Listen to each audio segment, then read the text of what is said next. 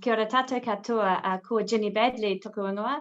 And look, I have the privilege of holding the role of Deputy Director General People here at Te Papa Atawhai, the Department of Conservation. And firstly, it's really great to be here tonight virtually to be able to celebrate the great wahine across the motu that really, I think we started off with a day, International Women's Day, and I think we're kind of starting to claim a week. So we may need to do something actually to be able to have International Women's Week. Look, I think individually and collectively, we have all achieved so much in our lives and in the work that we do to support New Zealand and New Zealanders. And while there is always more to do, I think it's equally important that we pause and we acknowledge what we have done, standing beside and on the shoulders of those that have come before us. Women are playing an increasingly strong and critical leadership role across the public sector. And this is across the face of public institutions that have really evolved over the last 10 years. We have women in some of the most important and powerful leadership positions in this country. We have a woman Prime Minister, we have a woman Chief Science Advisor, and in the natural resources sector, we have a Director General of Conservation and a Chief Executive for the Environment, who are both very strong women. And these women play a really valuable role as role models to others. And look, in the work that we do in organisations and in the voices we hold, it's important that we ensure that our inclusion and diversity, our gender equity, our flexible working arrangements, to name a few, actually support women from all walks of life to reach their full potential in the workforce. So look, it's my absolute privilege to introduce a trailblazer for women. Our Conservation Minister, who, as you know, also holds the Emergency Management Portfolio, the Honourable Kiri Allan. Minister Allan has served around 3 years in Parliament, and we welcomed her into Te Papa Atawhai as the Minister of Conservation in late 2020. And I think during that time, she has already demonstrated both her vulnerability and her strength. And she continues to be a tireless voice for conservation, for Māori, for diversity, and of course, the mighty East Coast. Welcome, Minister. I look forward to hearing more about your reflections tonight.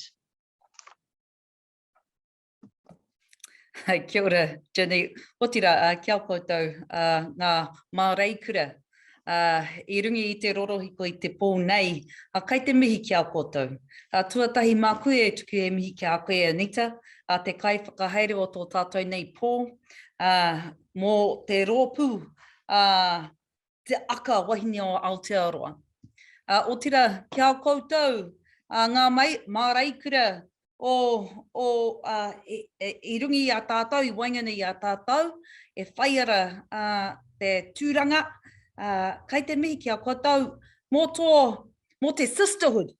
Koina te tino kiaupo o taku kōrero I te pō nei, ko wai te sisterhood.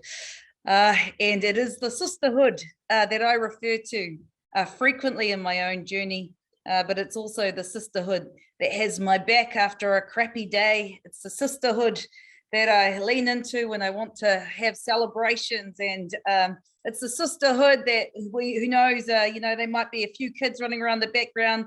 I don't know what the old mate's doing, but they've got to just get on through, and we lean into each other. So I want to talk a little bit about that tonight, leaning into each other, what the sisterhood could be and should be.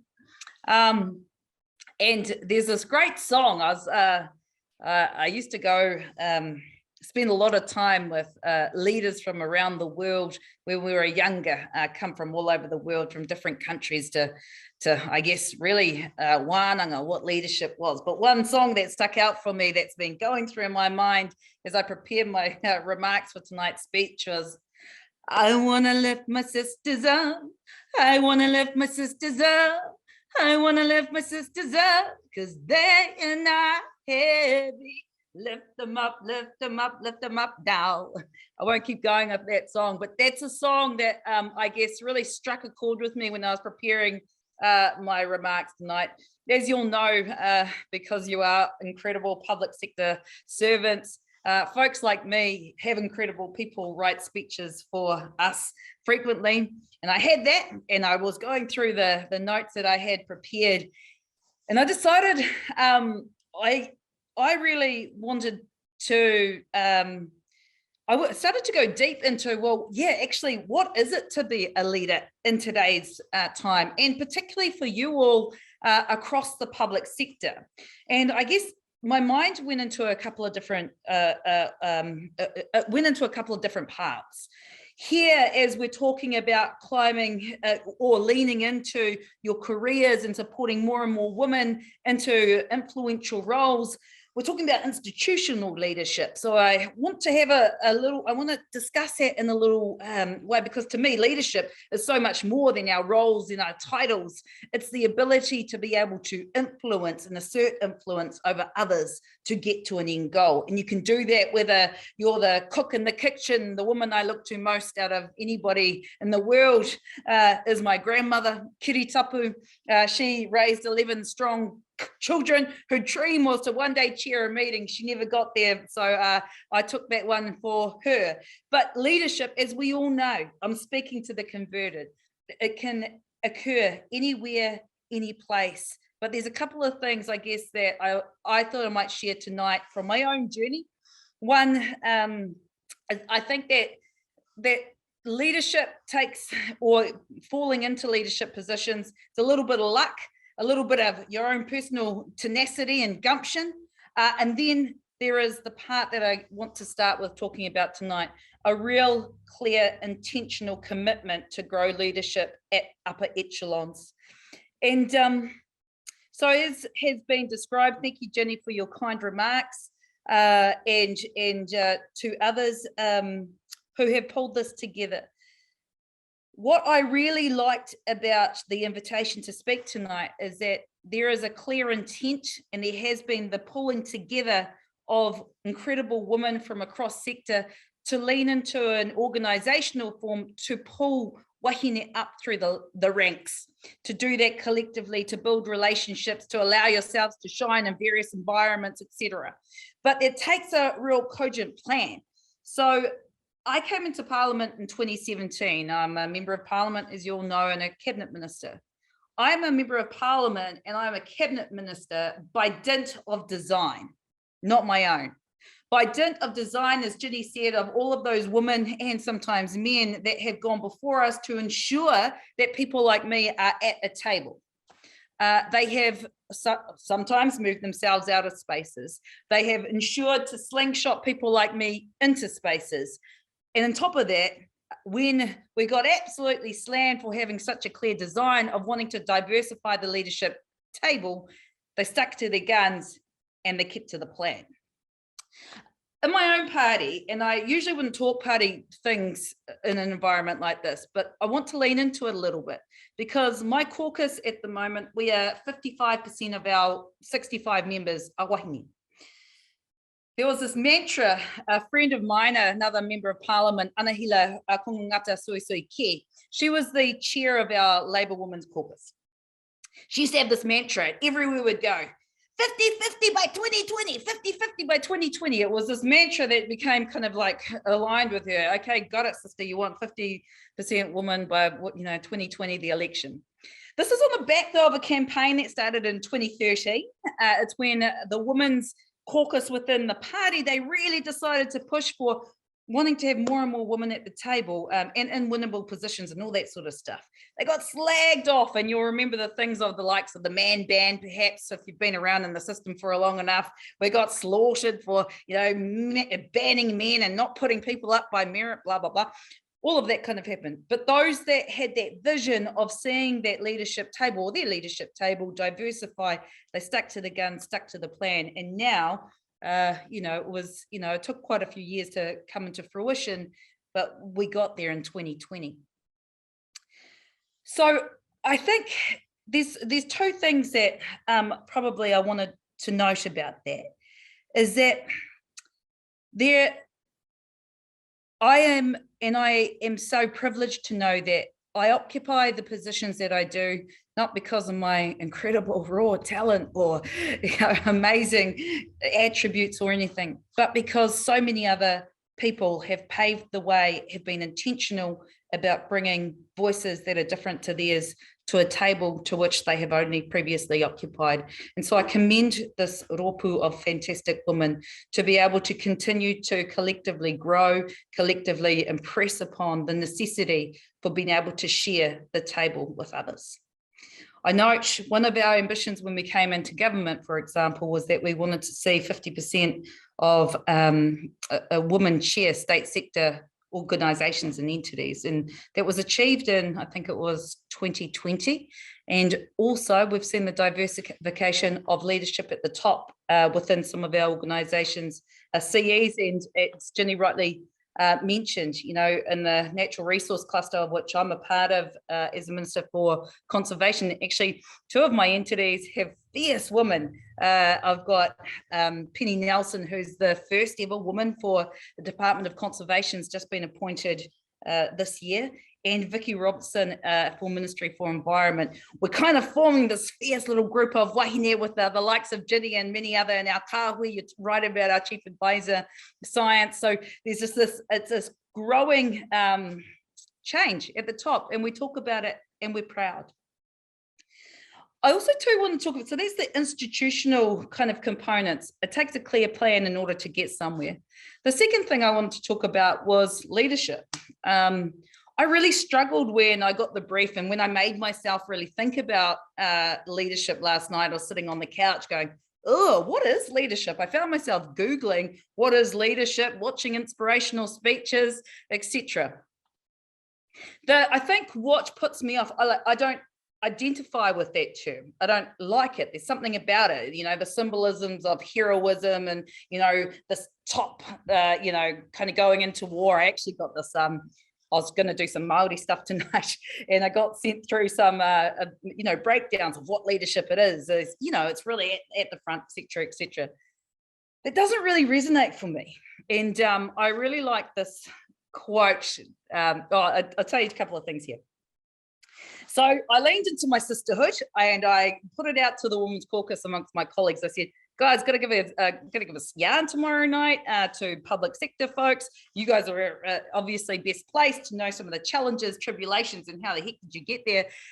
What you got for me? So they started this torrent of, you know, kind of wisdom coming in from all places, which was incredible, that they wanted me to pass on, and maybe I will put some of it at least. But it made me realize that, you know, the thing that stuck out was really, it's about that power to influence, but we're at a time when leadership can change. I remember Helen Clark, when she was Prime Minister, back in the late 90s and early 2000s, she would talk quite frankly with some of us about how she had to emulate particular ways of being, etc. We're in a different time now, where I think that we can start to really fall into our own styles of being powerful, mana wahine, maraikura, who bring to the table a different, perhaps different sets of skills, whatever it is that we bring to the table, but to be our authentic selves. And there's none other, I think, in my generation that I've seen this, and others may have, but I love the way that this particular wahine, she gave me a quote last night, you know, leadership isn't about being the loudest in the room, but instead it's about being a bridge. It takes courage and strength to lead with empathy and compassion. And that was from my boss. She does something interesting. She made me think about leadership a little bit differently, in a way that I felt a little more comfortable with, in a way that made sense. If you come from, I'm the 8th kid of, no, what am I? I'm the 9th kid of 10. That's right. Got to remember my place. But, you know, it isn't just the elder sibling that has the right to be the māngai and whatnot. We can emulate our various forms of leadership from where it is that we've fallen. And that, and something that struck me last night was what it meant, what the power of the power to influence others meant. I've been asked to share a couple of things from my own personal experiences, and I'll briefly do that because I know I've probably run out of time already.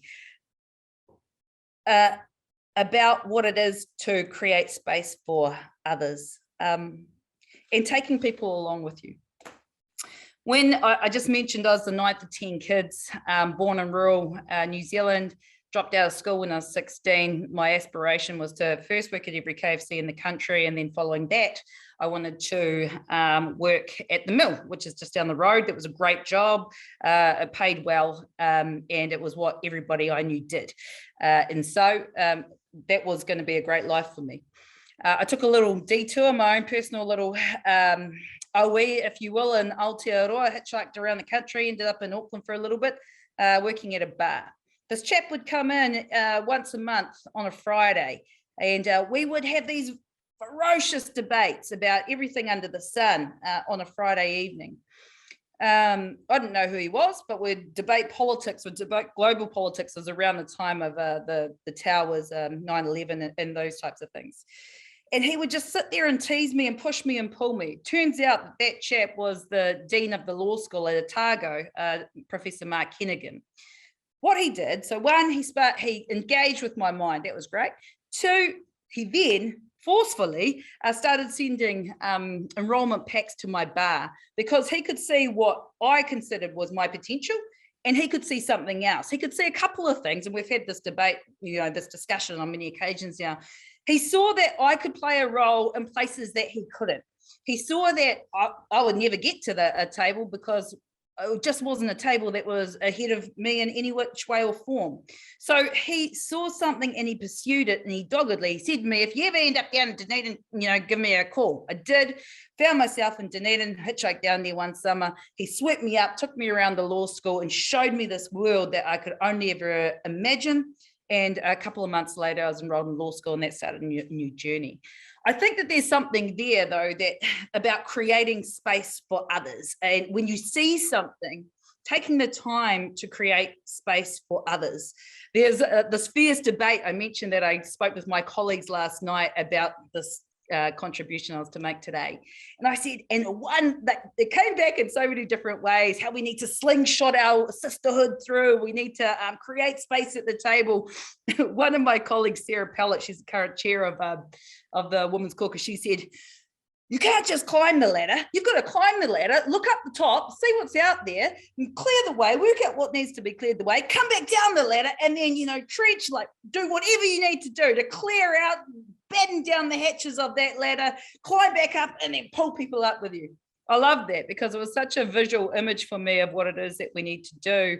And one of my colleagues, actually, I think I'm allowed to name her, the Honourable Carmel Cipollone, said in a more eloquent way, we all have to take responsibility for paving the way for other women. We all have to make sure we create space for others as we climb up or along the ladder.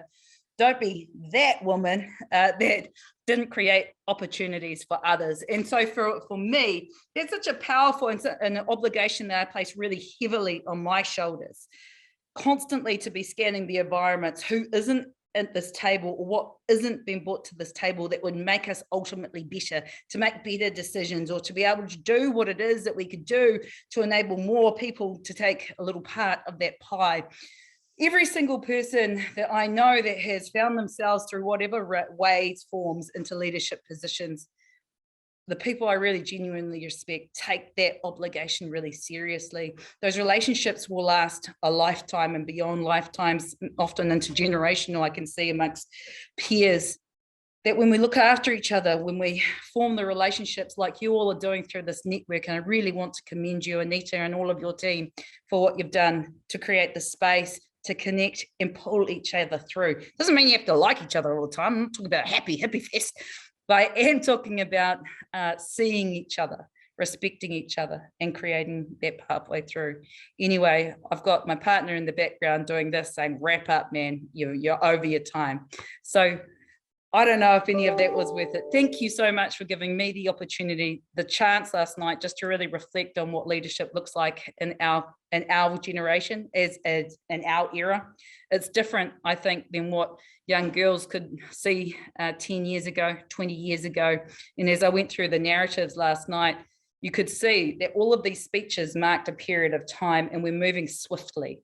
And so I feel privileged to be a part of this evolution and generation of change, and I am so privileged to be here amongst you all, within your fields, experts within your fields. Nō reira, kia koutou, tēnei te mihi, kia koutou katoa. Oh, that's fantastic. Thank you very much, Minister Allan, for your time today. And I really, for me, I mean, the whole lot's been absolutely inspiring, but I just really love your passion, and I just, I would love to be at a table with you at some time, and to be on. And I love the idea of being pulled up. Finding the right people around you, pulling you up, and then bringing the other people along with you on the journey. That really inspires me. So thank you so much for your thoughts. So I've got a question here for you. So today's theme is about new ways of leading. What do you consider to be a new innovative way of leading that we could all sort of think about incorporating in our daily lives? Yeah, look, one of the things that I sometimes struggle with in my current role is that, it's this leadership, and it is the issues that I identified with leadership before. It's kind of, you're the one singular point at the end of the pathway, this hero or heroine that will end up saving the day, etc. If I look to fantastic models of leadership that I've seen operate within my own life, it's the power of the collective. It's the power of relationships. It's the power of understanding who should step up when and how. And when you see something powerful, tomorrow is the 50th anniversary of Matatini, which is a kapahaka exhibition of incredible arts. When you watch that tira, when you watch those top groups move, they move as a team, and some come up and some come down. And it's knowing that it's been seeing yourself as part of a whole. I think that that's something, and I kind of, I say this without being gushy about it because she doesn't like that sort of stuff. But with Jacinda, and I've worked for a lot of women over the course of my time, and there's not many, I really genuinely respect the way that she operates, right? Because it's not, what I find, it's a devolved sense of leadership, which she trusts the team around you, allows us to step into our space.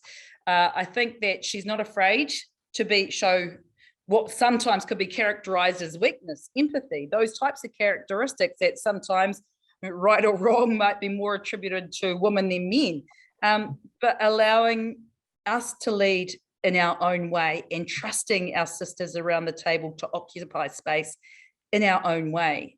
Being vulnerable is the greatest strength, but it's something that's been pummeled out of a good leader. Well, I disagree. I think that being vulnerable, being authentic, building real relationships to take you from A to B, I think that that's going to be a critical component of the next generation wave of leadership that we see, not just from women, but that's the influence in the mark that we will leave.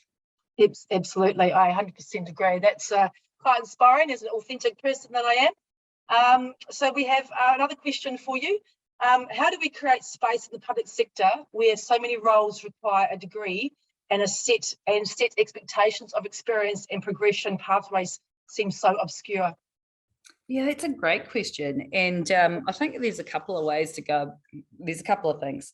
I didn't mention part of this global dominance plan of having all incredible wahine around the table. It does mean, so I go back to my experience. I used to work with Helen Clark when I was a young lass, and I remember how many women were working at that top echelon at that time. Yes, we had key critical figureheads in key places, and it was great for symbolism. But the depth of who, it was quite one-dimensional. A really critical, important next step is making sure that we're bringing all of our sisters through and training and making sure that we're getting that next reanga of leaders ready for whatever the next environment is. So I think that that's one part. I think a second part to it is, I personally think the people with degrees aren't the smartest people I know. I learned a lot more outside of university than I learned in. I learned some great skills at university, like how to think critically, made some great relationships, etc. But that's certainly not how I determine any success in my life. As a fact, I got a couple of degrees from university. So I would love to see, and I hope to see, that we move more towards a skills matrix that enables people to show competency through a whole plethora of ways For example, if you've got the tenacity to weave a korowai that's going to take you 6 months, and you can do that exceptionally well, you tell me how that's not better than the essay whipped up by somebody else. It shows that you've got that longevity of thought and vision, and you can work towards a goal, et cetera, et cetera. So I think that there's a lot of opportunities in many environments, and you can see that the private sector does this more ably, in my view, than the public sector, but to be nimble enough to see different forms of nurturing leadership, and it can see that better. I found when we went out to market for the CEO leadership role, I've had 2 positions come up during my tenure as a minister, and to bring somebody outside of the public sector was really hard to recognise their skill sets, and I think there's some positive and negatives in that, but I think it's something that just always needs to be at the forefront of our mind, is the way that we analyse and see skill sets that aren't necessarily the things that we just tick off. She's got a degree, she'd be right. I don't think that that's the future for us in Aotearoa. That inspires me, because I don't have a degree. I have a couple of diplomas, but anyway. So we've got one final question for you. So how do you find balance as a trailblazer, and are there so many eyes, as there are so many eyes on you, how do you find that balance? I really struggle with it, I'll be honest, I'm going to be really frank. I was talking to my family again about this speech because, and I don't do this very often, I don't think this deeply about every remark that I give, but it struck me because it is, to be at the front, you're in a vulnerable position all the time, and you always have to kind of bring your A game, right? So it's so important for me. My home life is so important, and the people around me, sucks for them because they have to pick up the pieces. I'm not this big ball of energy that's talkative when I come home. I barely talk, and I stumble and kind of fritter in the corner. I talked about the crew of the sisterhood. That's such an important network. My peer groups are quite multiple, I've got different peer groups, different things, but there's just a strong sense of sisterhood for those of us particularly that kind of came through together, and as we go through the different experiences that apply to us, just leaning in, and people that don't judge you, that know you, that seen you at your best, seen you at your worst. Again, it comes back to that kind of authenticity point. I'm so far from perfect. Anybody that's ever worked with me or lived with me, everybody knows that. But I'm quite open about that, and I'm happy to say sorry and pivot towards focusing on what's really important. Looking after people is really important. So those are a couple of strategies I use. I feel sorry for my family though, I must say. They have to pick up the pieces, and I'm sure many of you will understand that as leaders within your various fora, that the home life has to pick up the pieces, and we are fortunate if we have that support system in place, and if we don't, it's freaking hard, which is why, again, I come back to that the power of the sisters in your life who are going through the steps and phases as you go through them. Gosh, whether it's just having a gin and saying nothing, or sending each other ridiculous memes about the state of the world, whatever works. But that's a critical part of my personal support system. Fantastic. Thank you so much. And I agree. Yeah, if the sisters around you, you definitely got to have them, and bringing them up, or they bring you up. I think it's a two-way connection. So thank you so much, Minister Allan. Your time. I know your time is very precious, and thank you for sharing your wisdom with us.